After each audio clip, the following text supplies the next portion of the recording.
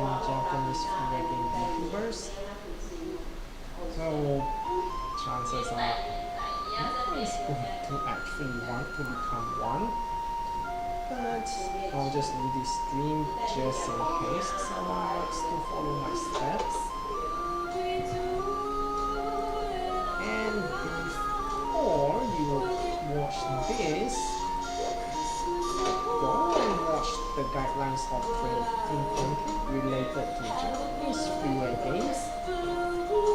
The link is in the description. Please watch that first before you come here. So there are quite a few aspects of VTubing with this subject matter. They are mentality, language, game selection, and networking. So first of all, mentality. For goodness sake, don't do this for money. The reason is very simple. Most, if not all, well actually not all, but I would say that over 99% of Japanese freeware games cannot be monetized in any way at all. So if you try to do that, chances are your channel is going to get terminated or multiple copyright strikes. So that is certainly something that you don't want to run into. And even then, there are other restrictions which do come in place with creating content for regarding Japanese freeware games, and they are all listed in a previous stream of mine. That's the guideline of creating content related to Japanese freeware games.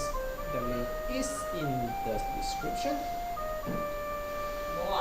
So I won't be repeating the points here, but the basic gist is game title in video title, link to the web page in description, and please do not overly criticize the game. These are the three basics, but if you want to know in detail, please check the description for the guideline. And the last one, do not succumb into commercialism. So that's just a combination on the top two. And also one thing to keep in mind is that money corrupts everything. We already seen how gaming has been transformed since the introduction of the infamous horse armor, and the same thing should not be happening in Japanese freeware gaming scene.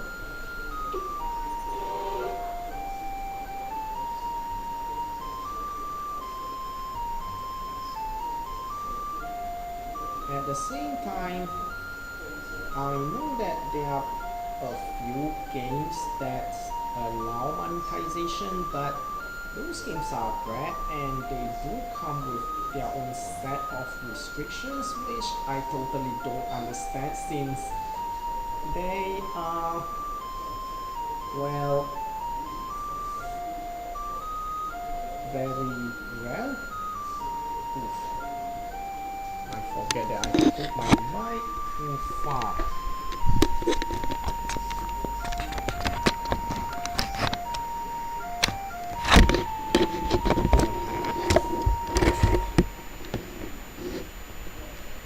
Okay, let's see. Okay, the voice should be okay right now.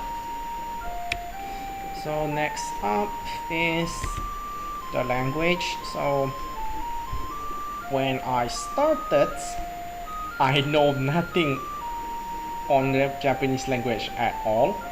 So it took me a few years through trial and error to understand the user interface and controls of the games that I used to play.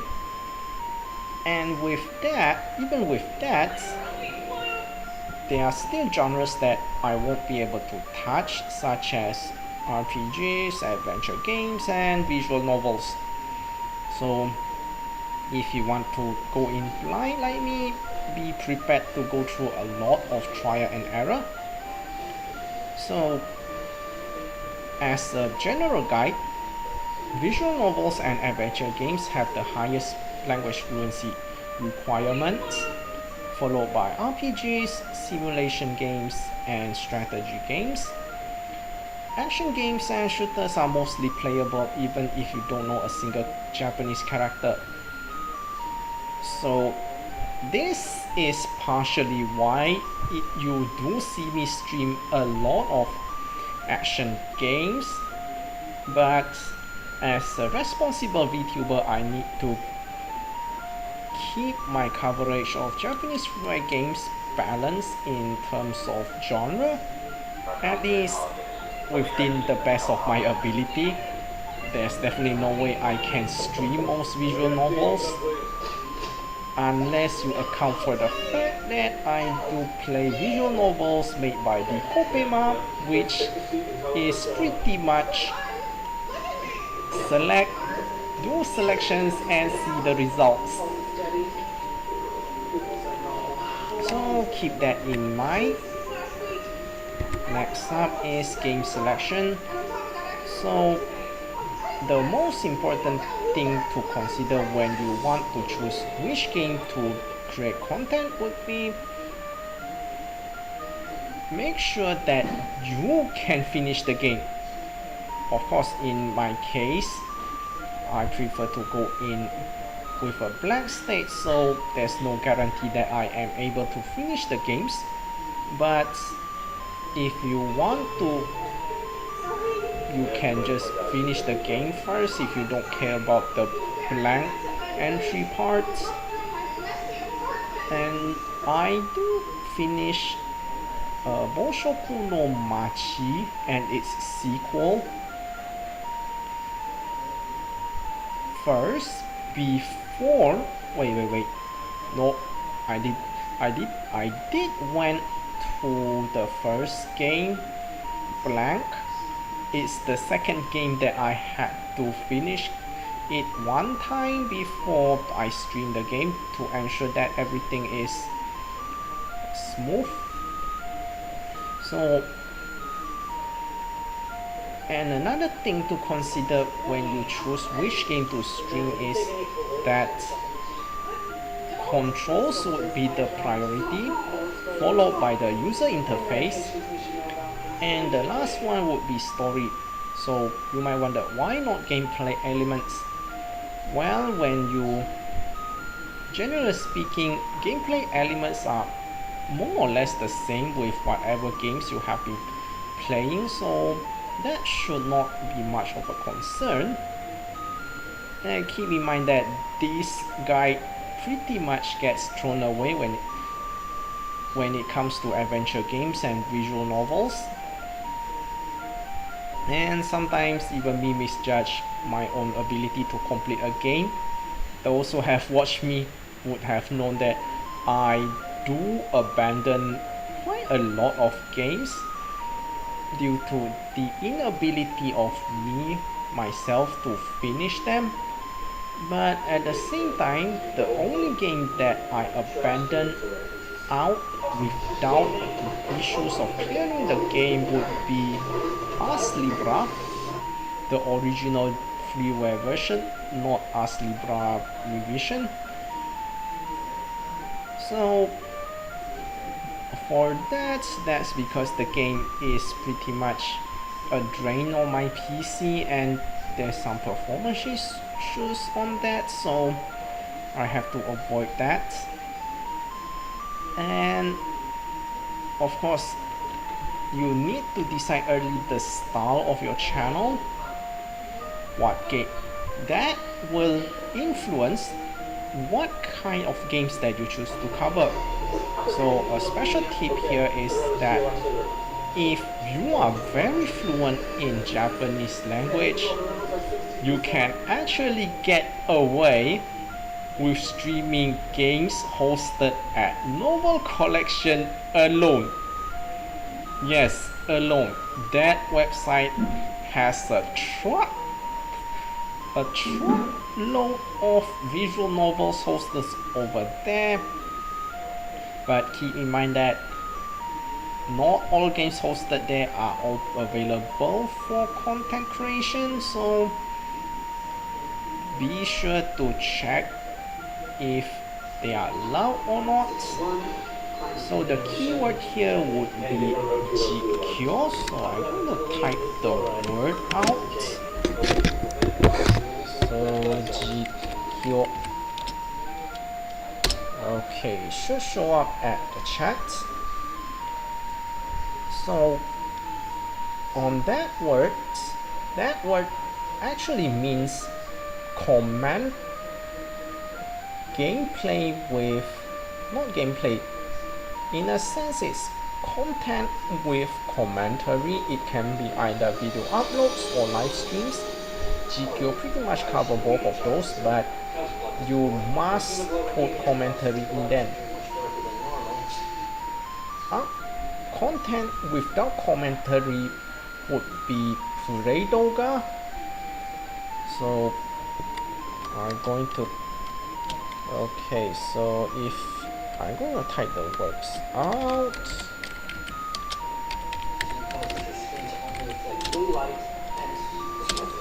So GQ Kinshi. So if those four words appear, yep, just don't even consider covering that game. So that means no content permitted. So keep that in mind. Next up would be networking. So one thing that you need to keep in mind is that you need to network with game devs. Follow their Twitter, check their gameplay stuff, check their development stuff. If you really like them, like and retweet. If they have reached milestones such as birthdays, specific download counts and all that, go and congratulate them. You don't need to write in Japanese, you can write in English, they will know and they will understand. And at the same time, give encouragement and suggestions as you see fit. I do this from time to time with regards of how the game devs going on the game dev progress, and essentially they are more or less welcome with it. But of course, as with anything on the internet, do this carefully. Next up would be paying attention to events. So there are quite a few big events in the Japanese freeware game world. The big one would be Japanese freeware game of the year, or in Japanese that would be just Furige, insert whatever current year it is. The recent one has concluded. It's more or less an event where netizens, especially Japanese netizens, they vote for the game released in this year, which is the best. So for this year, the Japanese freeware game of the year goes to an unknown RPG, which is hosted on Vector. I can't read the name. The second place is Sky and Earth, and a very long turn-based RPG. And in case you guys are curious, Ars Libra was voted as the Japanese freeware game of 2021, which later on got attention by Whisper Games, which then picked that game up for localization and some graphical upgrades. yeah, I do bought Ars Libra Revision on Steam. I do enjoy the game so far. Yeah, but that's just a side point. So the conclusion here is that creating content related to Japanese freeware games is only for dedicated hobbies. Do not bring monetary benefits into the equation and think on whether doing this is what you really want.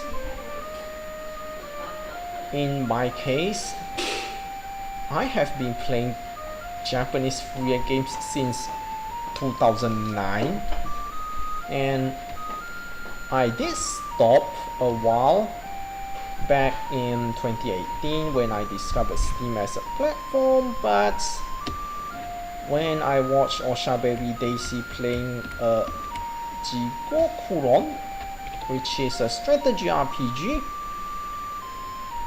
my interest went back. It certainly helped that at that time I don't have fiber internet. I have to resort to using a 4G router, which provides terrible upload speed. Those who watch the earliest videos on this channel will know what exactly I'm talking about.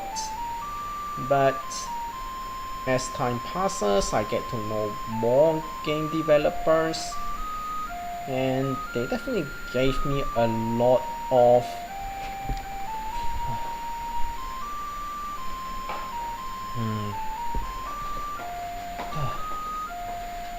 So as time passes, I get to know more game developers, and they mostly support my endeavor, and I'm definitely going to do this for years to come.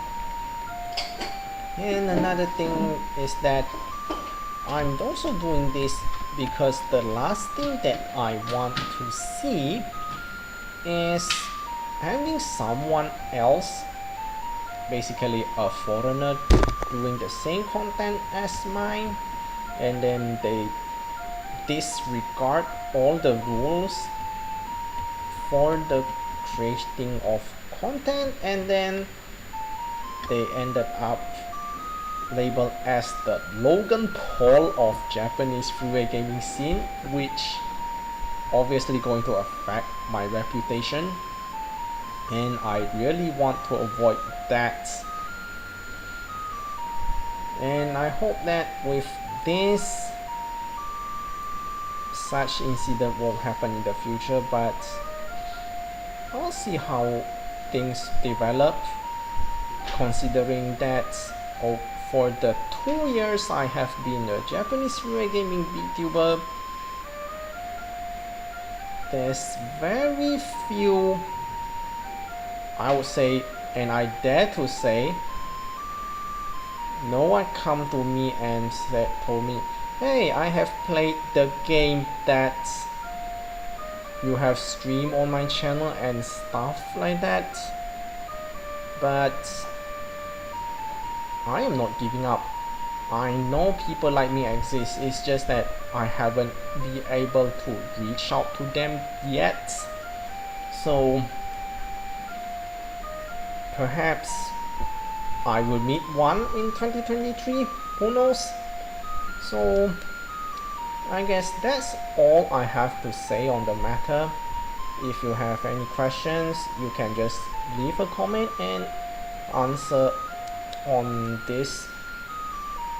you as soon as possible.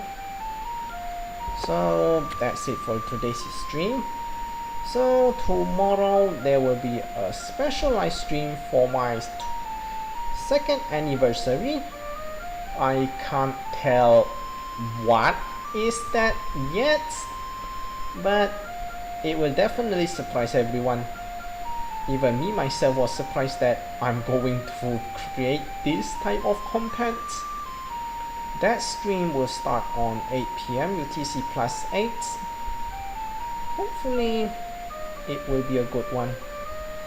So thank you for watching, and I'll see you tomorrow over at Murazrai channel.